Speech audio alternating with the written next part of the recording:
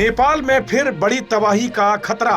चीन सीमा पर बांध टूटने से बढ़ा जलस्तर। तिब्बती क्षेत्र में झील टूटने से बड़ी चिंता। नेपाल में मृतकों की संख्या 469 पहुंची। नेपाल में हालिया बाढ़ के बाद हालात अभी सामान्य नहीं हो पाए थे और अब एक बार फिर बाढ़ का खतरा बढ़ गया है। अधिकारियों के अनुसार नेपाल चीन सीमा के पास रसुवा जिले में बनी बैरियर झील का तटबंध टूट गया है, जिसके बाद झील का पानी तेजी से बढ़ रहा है। तटबंध टूटने से झील का पानी अचानक बाहर निकलने का खतरा है। इससे निचले इलाकों में अचानक फ्लैश फ्लड आ सकती है।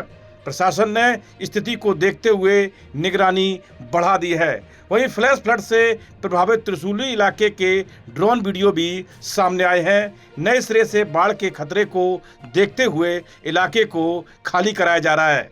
इसके अलावा त्रिशूली से रसुवा तक सड़क निर्माण का काम फिलहाल रोक दिया गया है। वहां काम कर रही सभी जेसीबी मशीनों को वापस बुलाकर सुरक्षित जगह पर पहुंचा दिया गया है। दरअसल चीन के सिचुआन प्रांत में 5.1 तीव्रता का भूकंप आया। इसके बाद नेपाल में एक बार फिर बाढ़ का अलर्ट जारी कर दिया गया है। नेपाल पुलिस के मुताबिक तिब्बत की तरफ पानी रोकने वाला बांध फिर टूटने की खबर मिली है। इससे ऊपर से पानी तेजी से नीचे आने और त्रिशूली नदी का जलस्तर बढ़ने का खतरा पैदा हो गया है। खतरे को देखते हुए त्रिशूली इलाके को एक बार फिर खाली कराया जा रहा है। लोगों को सुरक्षित जगहों पर भेजा जा रहा है। चीन भूकंप नेटवर्क केंद्र के अनुसार भूकंप सिचुआन के दक्षिणी पश्चिम हिस्से में स्थित लोंगचांग शहर में आया। चीनी मीडिया CGTN ने भी भूकंप की जानकारी दी है। त्रिशूली में नेपाल पुलिस के अधिकारी ने बताया कि पानी का स्तर बढ़ने की आशंका है, इसलिए सभी लोगों को वहां से हटाया जा रहा है।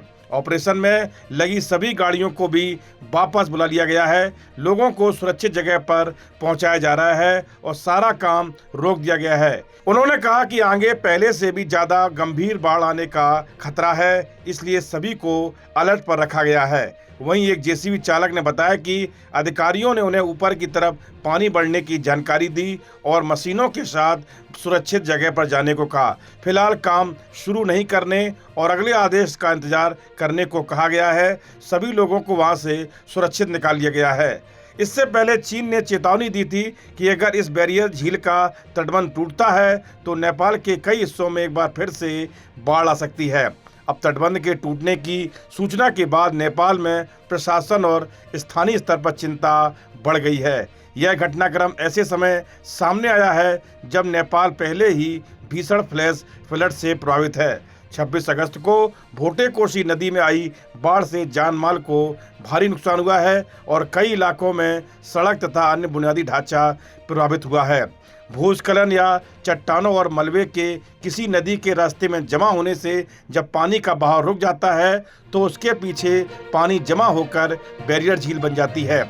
ऐसी झील का प्राकृतिक बांध कमजोर होने पर अचानक टूट सकता है और बड़ी मात्रा में पानी नीचे की ओर बह सकता है। इससे कुछ ही समय में फ्लैश फ्लड जैसी स्थिति पैदा हो सकती है।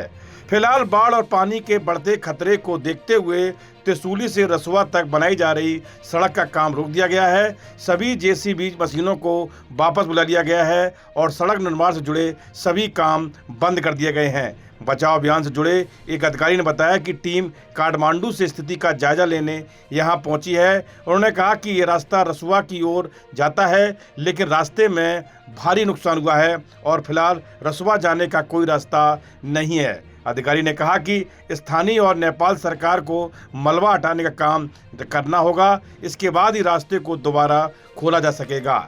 नेपाल पुलिस के मुताबिक अब तक रसुवा से 644, नुवाकोट से 898 और धादिंग से 3 लोगों को बचाया गया है। बाढ़ के बाद कई इलाकों में सड़कें, पुल और अन्य बुनियादी ढांचा बुरी तरह क्षतिग्रस्त हुआ है। रसुवा की ओर जाने वाले रास्तों पर भी भारी मलबा जमा होने से राहत और बचाव दलों के सामने भी बड़ी चुनौती बनी हुई है।